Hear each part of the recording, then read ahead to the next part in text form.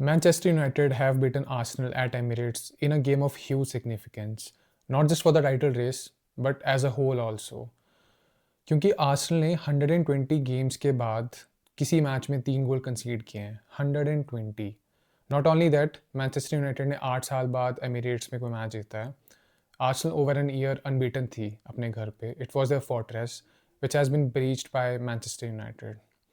और इस गेम से पहले एक बात हो रही थी, एक नैरेटिव था कि लास्ट वीक जिस मैनचेस्टर यूनाइटेड ने सिटी को हराया था, जिस सिटी को बीट किया था, वो सिटी का जो स्क्वाड था ना वो डिप्लीटेड था। उनके पास उनके सेंटर बैक्स नहीं थे, तो ऑफकोर्स उनकी परफॉर्मेंस में फ़र्क पड़ना था। और on the other side Manchester United के पास प्रॉपर स्क्वाड था, उनके पास फुली फिट स्क्वाड। और अमाद और एम्बोमो भी वापस आ चुके थे अफ्रीकन कप ऑफ नेशन में, तो उन्होंने अपनी जो पूरा स्ट्रेंथ थी ना उसको अच्छे से वहाँ पे यूटिलाइज़ किया। बट जो प्रॉपर प्लान था कैरे का, it worked and it was not just a smash and grab kind of a match.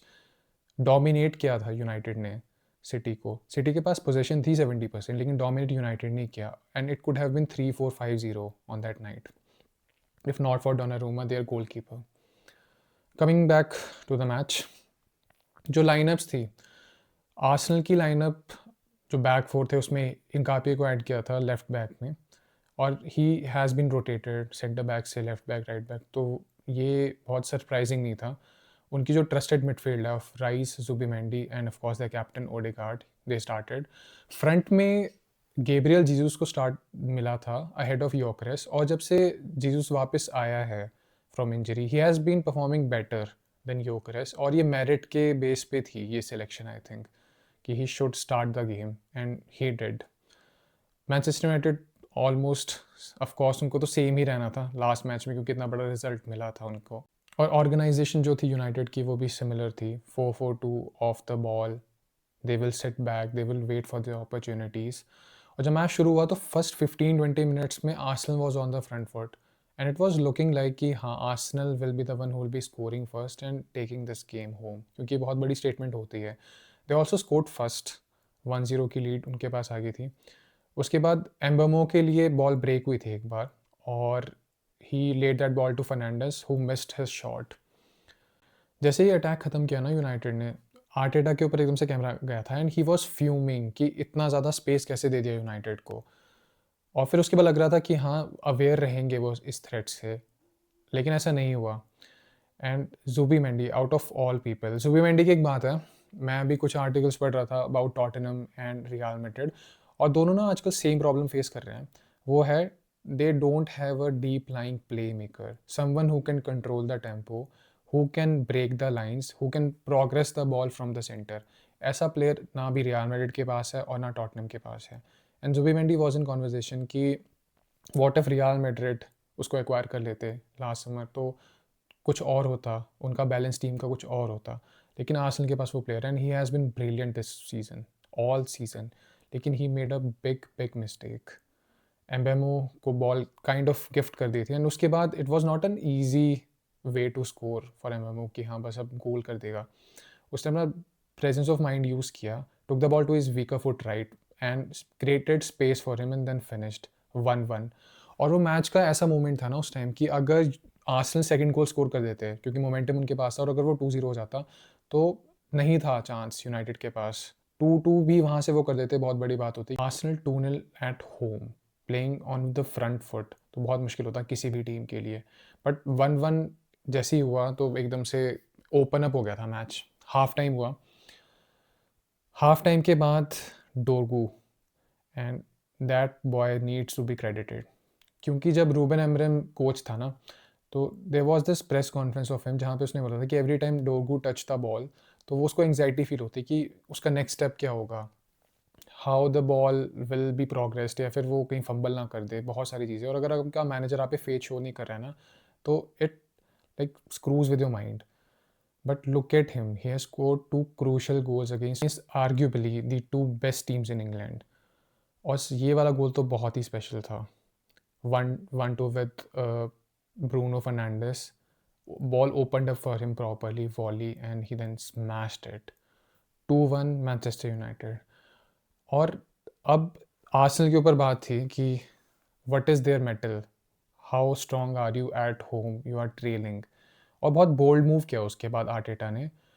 Not only 1 or 2 subs, he made 4 substitutions, which was also questionable, क्योंकि हिंगापे की जगह चलो ठीक है बेन वाइट आ गया, योक्रेस वॉज इंट्रोड्यूस क्योंकि Gabriel Jesus was ineffective, and Mike Merino को इंट्रोड्यूस किया गया जुबिमेंडी के बदले में क्योंकि दे वांटेड टू स्कोर।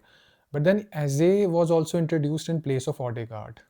और एक चीज़ है ना कि अगर कोई टीम आपके घर पे 2-1 से लीड लेके बैठी है तो वो most probably low block set करेंगे, डिफेंसिव ऑर्गेनाइजेशन को ऐसे रखेंगे and they will wait for the counter attack. तो जब अगर लो ब्लॉक है, डिफेंसिव यूनिट इतनी ज़्यादा स्ट्रॉन्ग है, 5 या 6 players at all times back में हैं, तो आपको एक लाइन ब्रेकिंग मिडफील्डर चाहिए, someone who is an artist between the lines and he can thread a ball, he can play a ball जहाँ पे there's a genuine chance to score. And as is not that player, he is a brilliant striker of the ball, he's a very good dribbler, but he is not that player. तो ऑडेगार्ड को उस time 58-60th minute पे substitution करना was very questionable according to me. Also बाद में Trossard को भी change कर दिया था, मेडियो के वॉज देयर। तो बेसिकली यही था आर्सेनल का कि they wanted to attack the wings, direct attack करना चाहते थे। And this one thing about Arsenal कि I know they struggle to beat teams, break down teams, and कोई जेन्युइन क्लियर गोल स्कोरर नहीं रहा है throughout the season, but एक चीज़ जिसके ऊपर वो रिलाई कर सकते हैं हमेशा से वो है सेट पीसेस, और वहीं से उनका सेकंड गोल, उनका इक्वलाइजर भी आया था। अनसेटल कर दिया था लेमन्स को आर्सेनल के प्लेयर्स ने, स्पेशली मरीनो ने, जब कॉर्नर आया and the ball also fell to Marino and he score 2-2। अब 2-2 हो गया है और यहाँ से you can bet your house on this कि जो टीम अभी मई में टाइटल जीतेगी most probably, they will be the one who will grab this game, who will take all the points home. अच्छे से सेट हो गया था मैच आर्सेनल के लिए। अब यहाँ पे कुन्या को इंट्रोड्यूस किया जाता है। Cunha could also have started the match Dorgu की जगह, लेकिन डोगू का जो इम्पैक्ट है ना वो बहुत ज़्यादा सही इसीलिए है क्योंकि he is also defensive minded, he track back runs, और जहाँ आपकी पूरी टीम डिफेंसिव सेटबैक में है, डिफेंसिव ब्लॉक में है और वेट कर रही है कि कब बॉल ब्रेक करेगी, तो he is the one who carries the ball brilliantly. और वो बहुत ही अच्छी क्वालिटी है डोगू की, not just defensively but also attackingly, he is very positive minded in that way. और कुन्या तो इम्पैक्टफुल सब्सटीट्यूशन है ही। जब कुन्या और एम्बूमो को साइन किया था ना मैनचेस्टर यूनाइटेड ने, तो ये दोनों बहुत क्लियर प्लेयर्स हैं। They want the ball in the final third, they make things happen, they score goals, they provide assist and they level up teams. ये बहुत क्लियर आइडिया था इन दोनों को साइन करने के लिए। एम्बूमो has done that, he has scored at Anfield, he has scored against Manchester City, and now he has scored at Emirates. He is a big game player. Cunha, also a big match player. Cunha receives the ball at the final third, और वहाँ पे सेशको उसके लिए run space create करता है by making a run, Saliba tracks him, और वो जो 1-2 सेकंड का डिले करता है ना गेब्रियल, दैट वाज ह्यूज क्योंकि ball was opened up for him, space was there for him to shoot. और कुनिया की जो एबिलिटी है, बॉल स्ट्राइकिंग एबिलिटी, वो उसने शो की। What a goal to win the game for Manchester United, 3-2, and it was done. It was a complete shock, a sucker punch for Arsenal. I think सबसे बड़ी defeat ये ही रही है इनकी इस पूरे सीज़न में।